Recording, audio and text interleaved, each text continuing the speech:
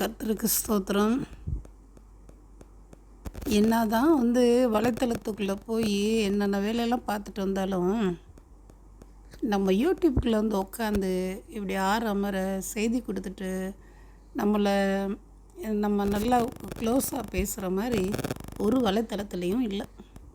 ஷேர்சாட்டுக்குள்ளேயும் போய் உட்காந்து பேசுகிறதில்ல, இன்ஸ்டாகிராமுக்குள்ளேயும் போய் உட்காந்து பேசுகிறதில்ல, அப்புறம் வாட்ஸ்அப்புக்குள்ளேயும் இது மாதிரி உட்காந்து பேசுகிறதில்ல.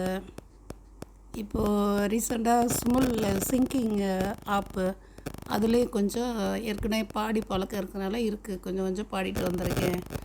இப்படி அடுத்து என்னென்ன நீ என்ன வளத்தில் இருக்குது, இப்படி எதில் இருந்தாலும் எதில் போய் வந்தாலும் ஒரு சாட்டிஸ்ஃபேக்ஸ், ஒரு திருப்தி, மன திருப்தி வேறு யூடியூப்பில் இப்படி நம்மளே நேரடியாக ஷார்ட்ஸு போகிறதுலையும் பேசுகிறதுலையும் இருக்கிற திருப்தி மற்ற எதுலேயுமே இல்லை. ஸோ ஓகே, இப்போ நம்ம என்ன செய்யலாம்,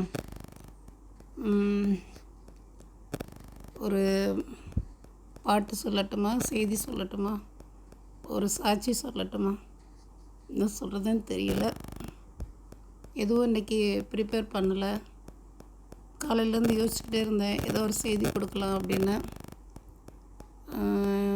சாட்சி கூட எழுதினேன், ஆனால் நோட்டில் செய்தியை குறிக்கல. நான் குறிச்சிருந்தே இப்போ உங்களோட ஒரு விஷயத்தை ஷேர் பண்ணியிருப்பேன். ஆனால் எவ்வளோ தான் நெருக்கத்தில் நாம் இருந்தாலும் கடவுள் நம்மளை கைவிடாமல் காக்கிறாரு. அது நல்லா தெரியுது நமக்கு.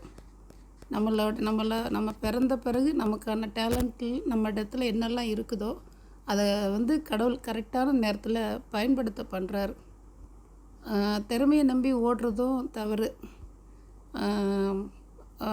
அதிர்ஷ்டத்தன்மை நம்பி ஓடுறதும் தவறு. நான் தான் ஜெயிப்பேன் அப்படின்னு யாரையும் எதிர்பார்க்க மாட்டேன், எனக்கு யாரும் தேவையில்லைன்னு சொல்லிட்டு ஓடுறதும் தவறு. ஆனால் இது 3 இருந்தும் இதுக்கு மேலே கர்த்தரும், அதாவது கடவுளும் நமக்கு கூட பக்கபலமாக துணையாக இருந்தாங்கன்னா நம்ம ஜெயிக்கலாம். ஒரு செய்தி ஒன்று கேட்டேன், ஷேர்சாட்டில் நடிகர் கவுண்டமணி பேசியிருந்தார். அதிர்ஷ்டம், திறமை, அப்புறம் நம்மளோட முயற்சி இதெல்லாம் இருந்தாலும் காட்ஸுங்கிற ஒரு கிரேட் நம்மளோட லைஃப்பில் வந்தால் மட்டுமே சினிமா உலகத்தில் நம்ம ஜெயிக்க முடியும் அப்படின்னு சொல்லியிருந்தார். அது மாதிரி எந்த ஒரு காரியத்திலையுமே காடுக்கு இருக்கிற ஒரு முக்கியத்துவம் நம்ம மேலே வேறு யாருக்கும் இருக்கிறதில்ல. அதனால் எப்போவும் இறைவனை நினச்சிக்குவோம், அவரை நம்பி நம்ம கடந்து போவோம்.